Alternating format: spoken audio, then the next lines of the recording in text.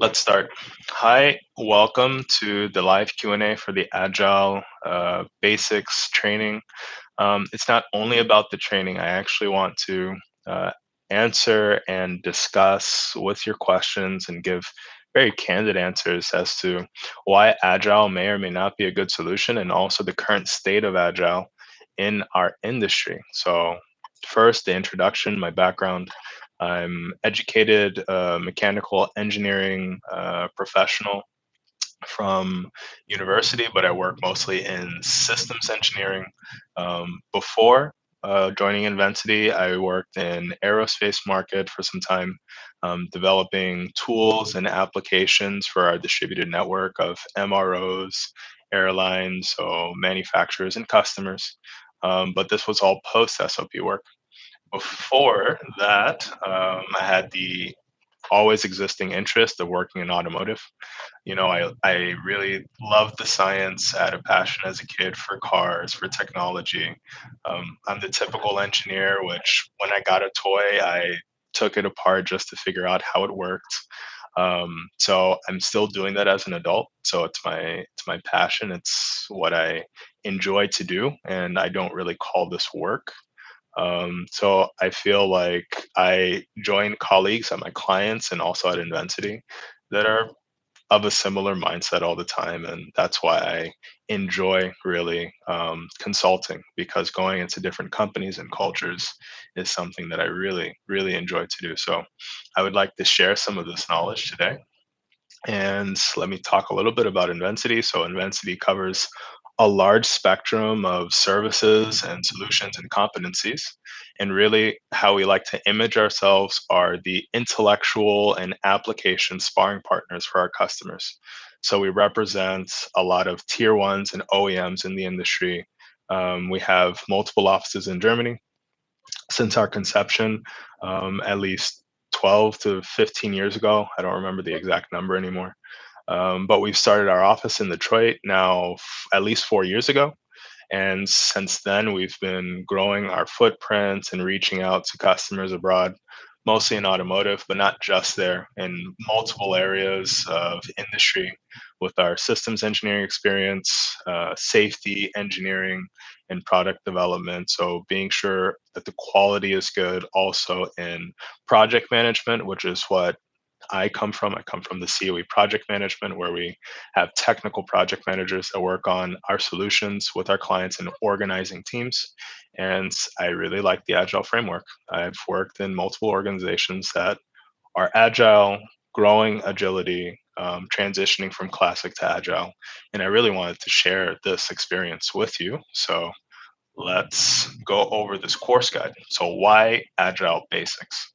Agile Basics is something that takes the clutter out of the tool and the specific application. We really wanted to talk about the best practices of a good Agile framework.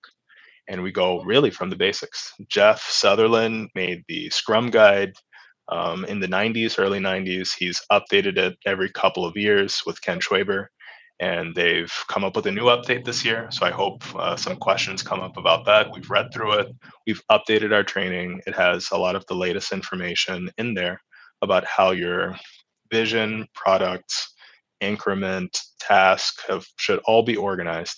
But in this training, we don't focus on any particular tool. We take all of the fuzziness of where everything fits into the tool out of the equation. We say, hey, if you really want Agile to work for your team, you focus on what really works and what really makes sense, and why we shouldn't tailor it one way or another, because every artifact, every element has a very specific purpose, and we talk about each element in its particular application. So we cover all of that, and I hope that a lot of you can come in and with questions and discussions. I think I've had discussions with other professionals in this area, and um, product management, project management, different applications from software to product level, and they all agree that adopting Agile is sometimes a struggle. So when I give examples, I may give you an example of one, two, three different companies, one that runs classic, developing complex systems, one that's becoming agile and develops this complex system, and one that is agile. And the difference between the three is how they handle complexity over time.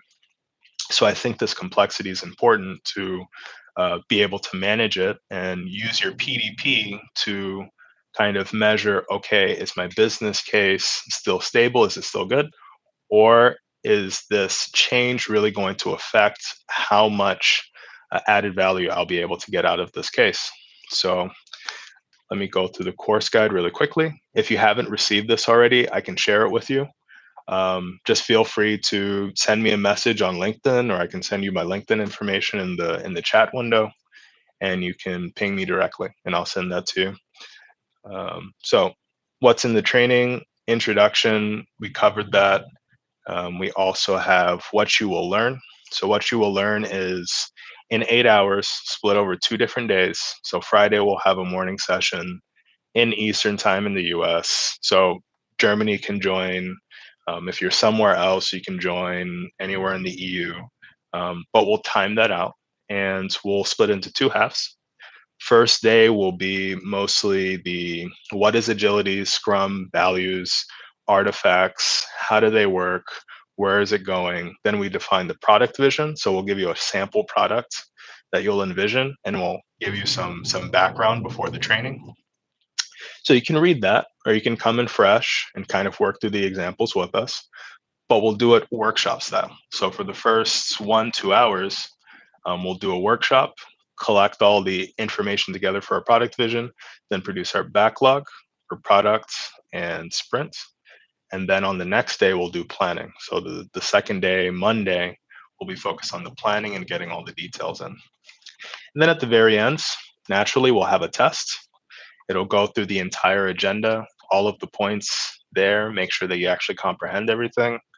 And then we'll send out an appendix with tables and methods and techniques that are all covered in the training, but then go into more detail and examples on how you can apply that. So, um, yeah, with that said, if you have any questions or if I didn't cover something, please feel free to ask. And I open up the floor to questions.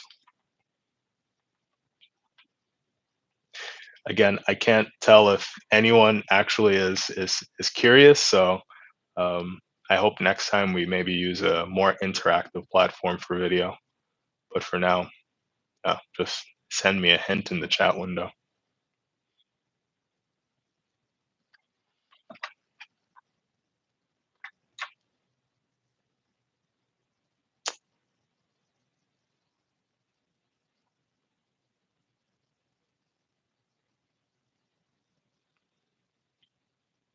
Josh has a question. Perfect.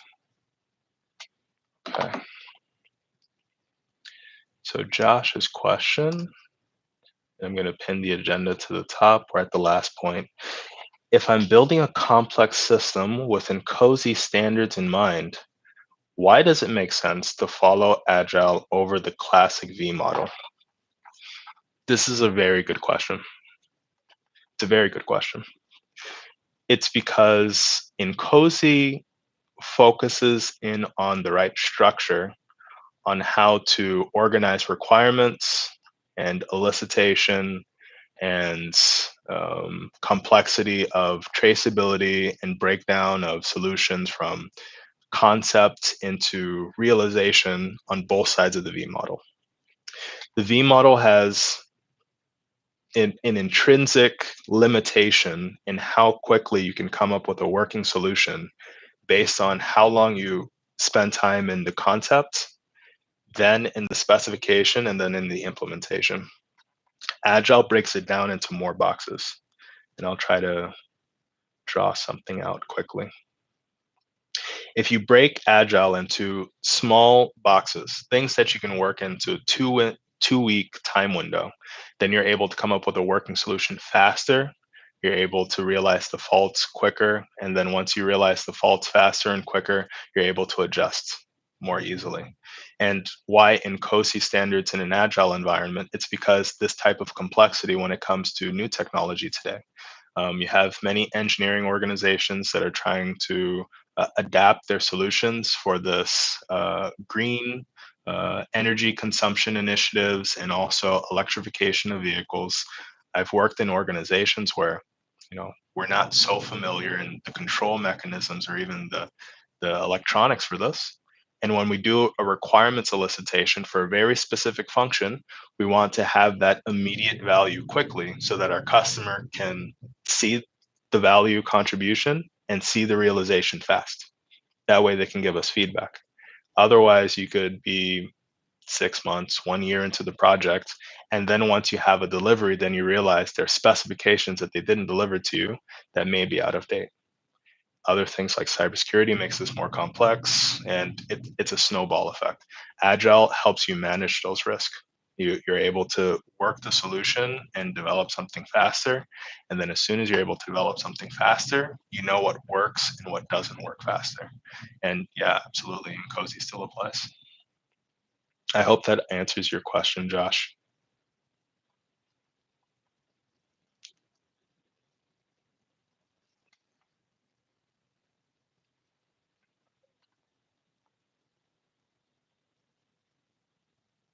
So thank you, James, for the next question.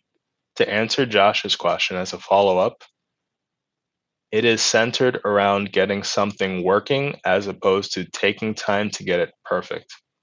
Yeah, exactly. If you have perfection in mind, then you want to understand the implications of working your solution to perfection earlier. Let's say you have a defect, you know it's there, it's underperforming for whatever reason. Let's say your limited slip, axle differential, your electronic differential has more slip than you expected. It's not perfect on one go. You just are able to experiment with that and work with that. You're able to realize that sooner and benchmark that. I think the real saving grace of agility is benchmarking frequently before you get to the next gate. Yeah, I think that's exactly the point. James, how do roles differ on an agile team from a traditional program team? So in this case, your agile team is focusing in on the solution.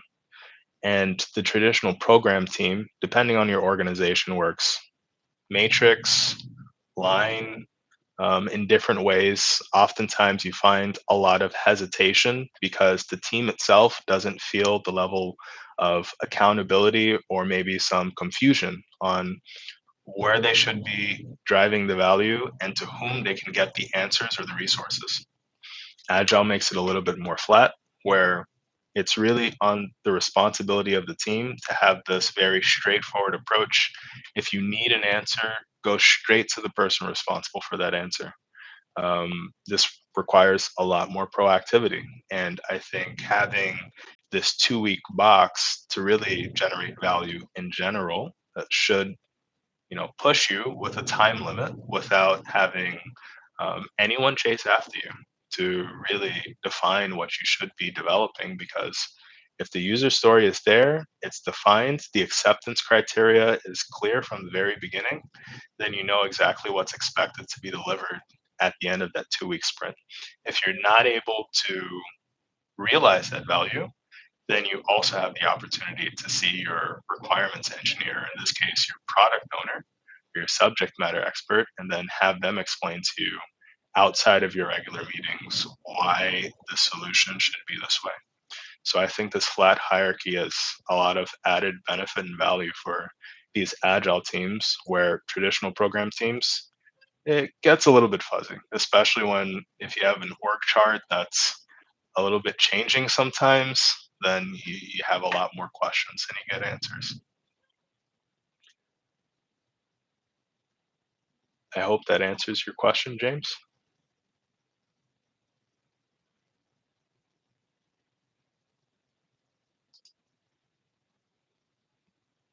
Cool.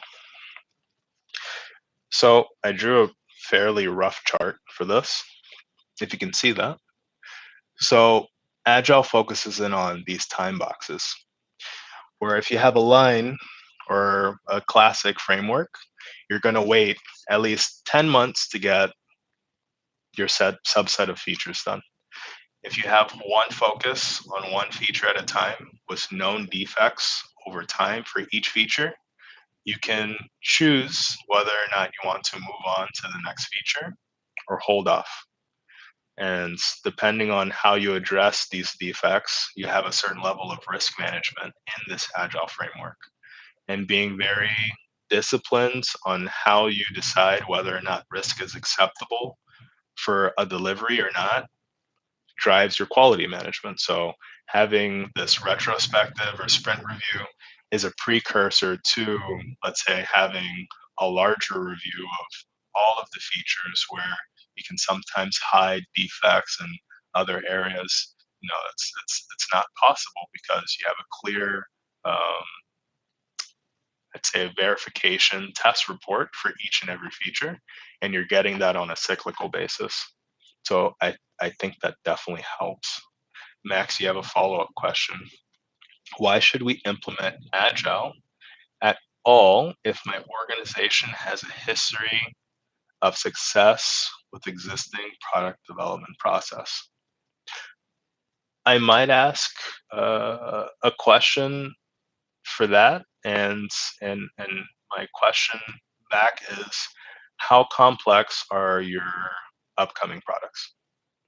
If you feel that your team has a solid grasp of every detail and the entirety of the supplier requirements and also your own in-house development requirements are well understood, then there's a good chance that you don't need agility, because I think if as long as the firm understanding is there that everything is solid and well understood, then there should be one point of truth. But if you're having the feeling that visibility down the line and an adaptation to change in this complex solution is something that you don't necessarily, that you're not happy with, and you think, or maybe you think it can improve, then it's easy. I mean, I'll give you an example. I'm working in a project and it's more classical organization. And I realized that the director needs an updated timeline and report on what we're developing on a weekly basis. If I need an updated report and timeline as a project manager, I have to work on making sure I get those details from every single one individual before the week's over. And then I realize, why is he asking me for that report? And then you think about it and you say, it should be fairly obvious in the tool that these are the things that we're delivering on a regular basis. And I think to myself, well, I think there must be a better solution to gather this information. So when I really think about it, I want to have that level of visibility so that in 15 minutes, if I need to be able to take a quick look over all of my user stories or all of my product requirements and see the health of every single one, then I'm able to go ahead and see that on my planning dashboard. And I've seen this work really well, and I've seen this work not so well, and where Agile really highlights the health and sustainability of your product development in process on a regular basis, then you see this develop over time in the tool when it's done really well and it's maintained. The project manager should focus really on the team, in this case, and the scrum master, so that they have this level of traceability. And I had one director come up to me and ask me the question, I want a button. I want a button so that as soon as I press the button, I know exactly where my project is and I can go into the meeting with perfect confidence. And I think a well-oiled agile machine does this. It's easy, and we don't have to wait until the project manager is able to produce the report. He can have that on his dashboard, and we build dashboards to do that actually. So I hope that answers your question, Max.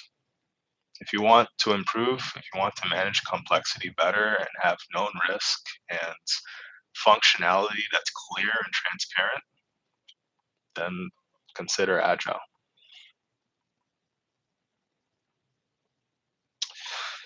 Yes, great. Okay. Max asked the question, so how would you approach the transition to Agile from the successful traditional PDP? So Agile requires some assessment, some reflection. You look at your team, you look at the individuals, how they're interacting with each other. You look at your current product portfolio. If you have something coming up the pipeline, I would encourage you to look at Agile transformation guides. You have very many guides that will tell you which frameworks work for which organizations. If you Google State of Agile report, it'll give you a clear mapping of all the industries that do that. We have two blog articles that you can read up on that could detail a little bit how that works. I also have a paper coming up that explains that.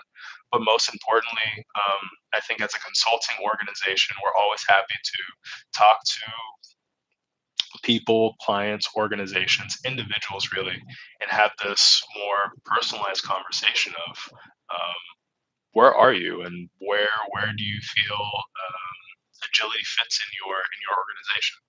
And we have a method that we talk about and discuss with our clients called the N Agile method. So N Agile focuses in on individual company needs and process assessments. We don't tell you how to do your work as an organization. I think most organizations work through their product development process fairly well. I think Agile is more of this mindset in which we have this discussion of, well, what types of events, ceremonies, and artifacts are you using to document and communicate the value or feature delivery to your clients? So we do agile potential analysis. We meet with your stakeholders, do interviews. We make an assessment or a recommendation out of a list. And then once we have this list of clear ideas and assessments, we do a pilot. We do a pilot program. We run through our agile training if agile training is necessary, or we run through a framework for small teams, low risk, kind of in the situations where you feel might be the most effective. And then we work our way into testing what works and doesn't work. So tools, methods, process all come into that assessment. And as we work through that, we find a solution typically. So if you want, please reach out and contact us. I'd be happy to talk about it. Will we learn how to initiate the transition during the upcoming training? No, it's not part of the process, but please feel free to kind of reach out to us and we talk more individual conversation that's easy, and we'll talk about our next steps. But everything's good and prepared there. We're a little bit over time, so I'll take one more question. Um, and please check out the articles that are being posted in the chat. And I'll also post my email address. Thank you, Max.